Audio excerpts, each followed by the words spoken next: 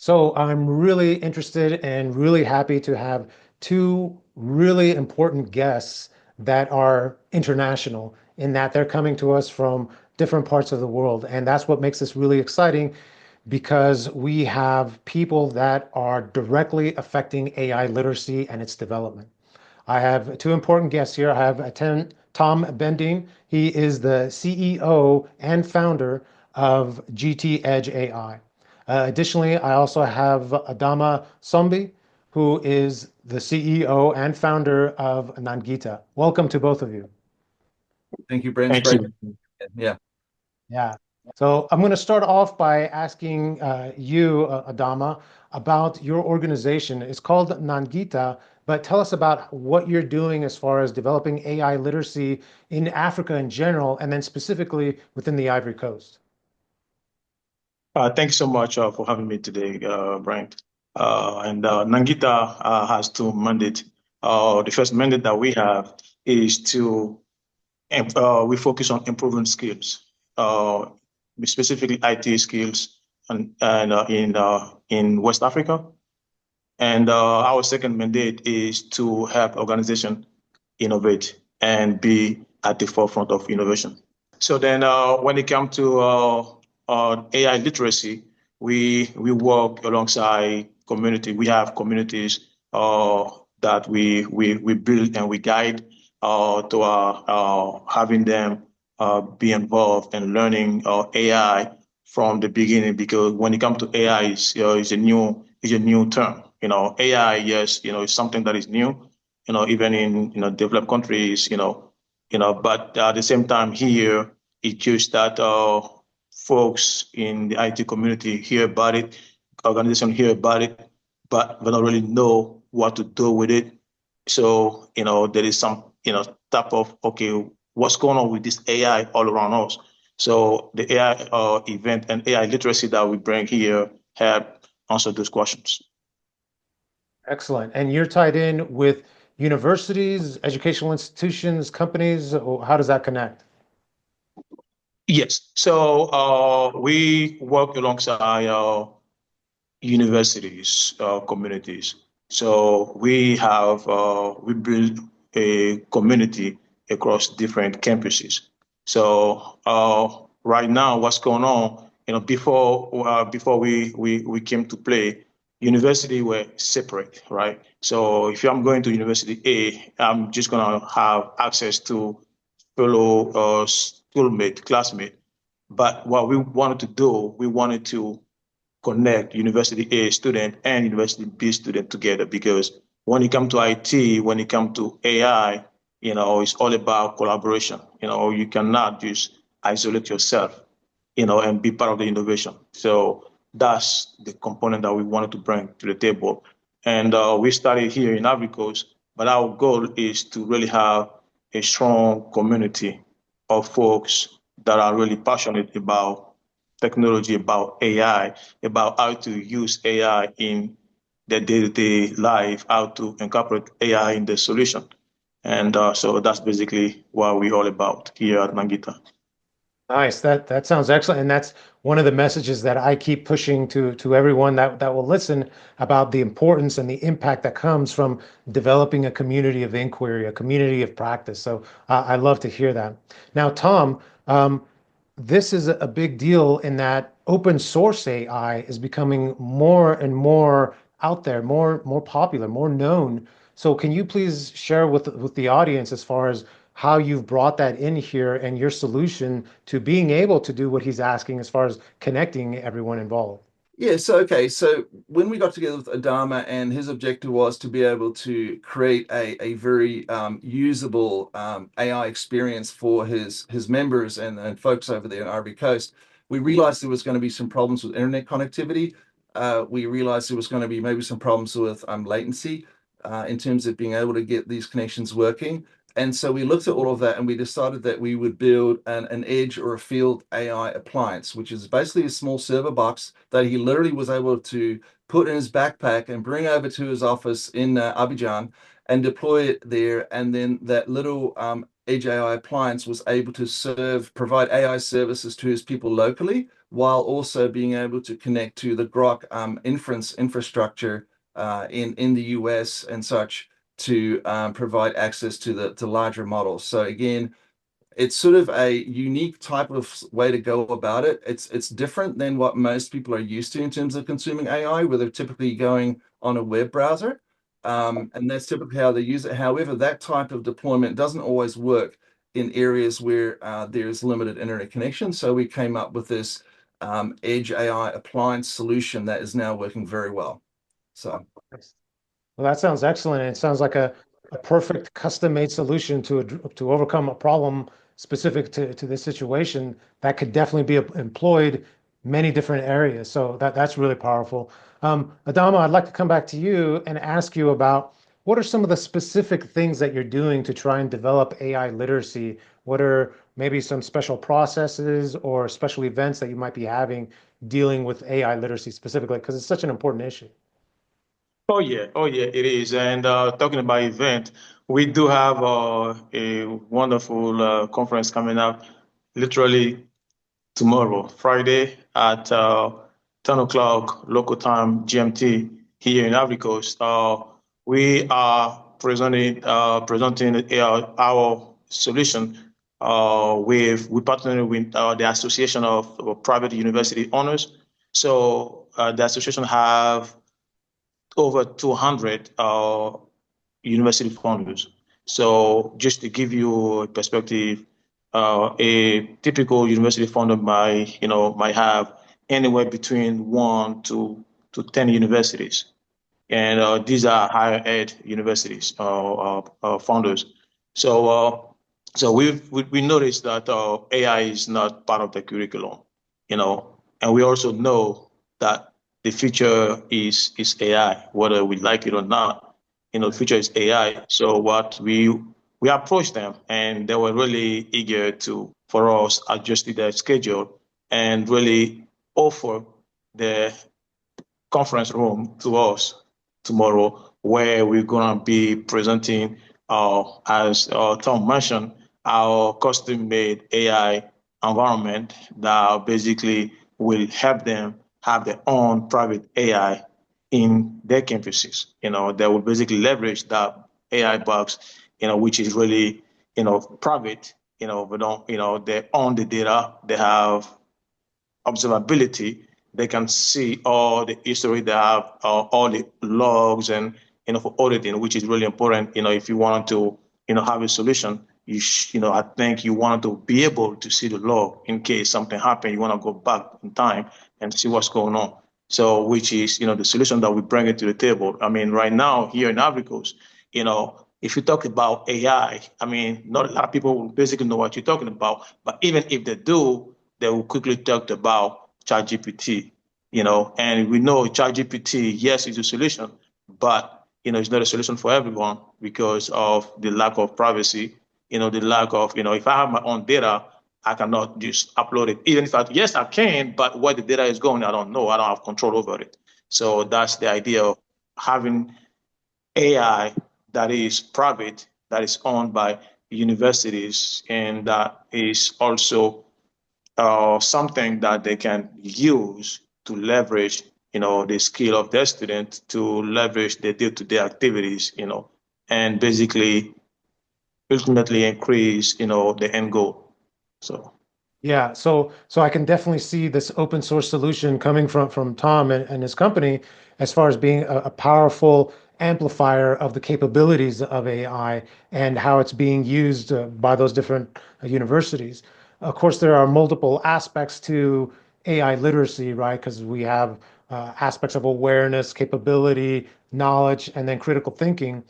Are you doing any other informational presentations and development of AI literacy? How is that going to work? Is that something that is planned for the future as far as giving the universities this power now, but they have to be able to use it effectively and appropriately in order to fully develop AI literacy? What are your plans for that? Oh yes, we do. We do have a plan because the AI is a new thing. It's not one thing, that you come in and you just walk away with it. No, it's an ongoing thing. That's why we have that community. because it's all about the community building, So to do that, we are connecting students from all those campuses. Whether you go to University A or B, we wanted to bring them together. I mean, right now, with those with the Association of Universities, they're already part of the team. You're talking about 200 funders coming in. And if you come out with 200 funders, okay, why don't you connect your campuses together? Why don't you connect your students together? So that way they can come together, and then have that knowledge sharing. And that's what we bring into the table. And of course, we also know that, there are limitations and mostly, resources, right? So we are bringing our AI box, to the campuses.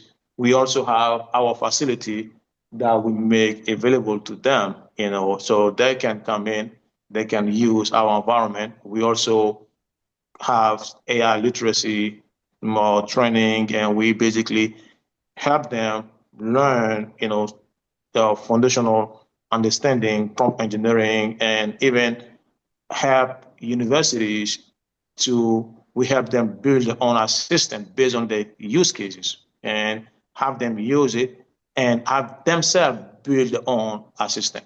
So that's basically all the cool stuff we're doing. I love hearing that because it's very hands-on, which is exactly what's needed for them to properly develop these capabilities. Tom, I know you've done things like that in the past as well with internships and all sorts of great things. But the question that I have for you deals specifically with this issue, this problem of connectivity. And you mentioned it a little bit before, but can you give us a Yeah. little bit more specifics as far as how your solution, your implementation is addressing connectivity issues because of lack of good connectivity, as well as maybe some environmental issues about why your solution is better than simply using ChatGPT? Oh, absolutely. Yeah, thank you, Brent. Yeah, so again, the GTAJI solution is primarily a software stack, right? And so because it's software, we can deploy it in different ways in different parts of the world, right? So we can deploy our software stack in data centers. We can deploy it in these private dedicated servers and things like that.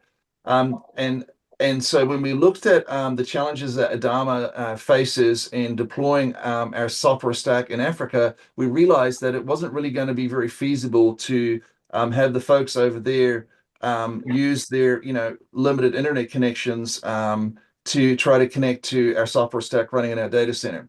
So then we went down the road of saying, hey, let's build an AI, edge AI or a field AI appliance, which is basically a small server that has its own little GPU so that we can run open source models where the users are located, especially if they have no internet whatsoever. Now, of course, that is also still somewhat limited, right? Because what we want to do is we want to be able to run larger LLM models that are going to be running in coming out of Grok, right? So Grok GROQ, the guys that develop the hardware language processing units, which are very efficient and which require 90% less electrical energy than an equivalent GPU-based solution. This is very important because energy consumption is always on people's minds, both from an environmental impact perspective, but also just an infrastructure load perspective.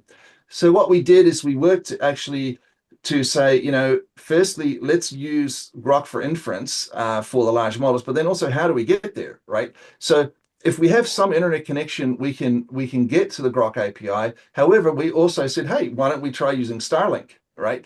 So because again, Starlink is very very manageable. It's very easy to deploy. So Adama and I worked together here in North Virginia, and we built the entire system and tested it in the parking lot by my data center. It was pretty funny, and we found that running inference over the Starlink worked extremely well. And because all we're doing is running the connection back to Grok's API over the Starlink, we're not actually running all the other stuff that goes on.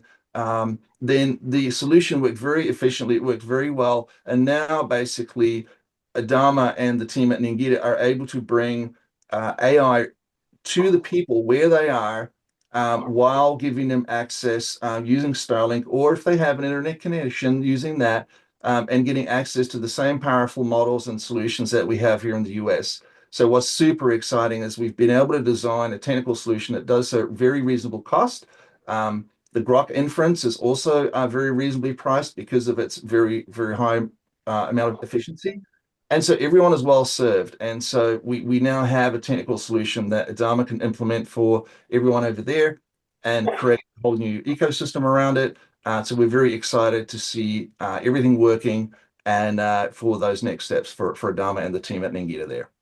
Awesome. That sounds like a great application of these technologies in very creative and interesting ways. So I think that's a really powerful thing that is going to be awesome for Africa in general, but can definitely be applied in many different places, even disaster recovery, all sorts of Oh yeah. possibilities. So this is very cool. Adama, is there anything else that you wanted to share? Any questions or specifics that you wanted to address? Yes. So I wanted to use this opportunity to basically have you address the 200 and plus university owners that I'm going to be meeting tomorrow.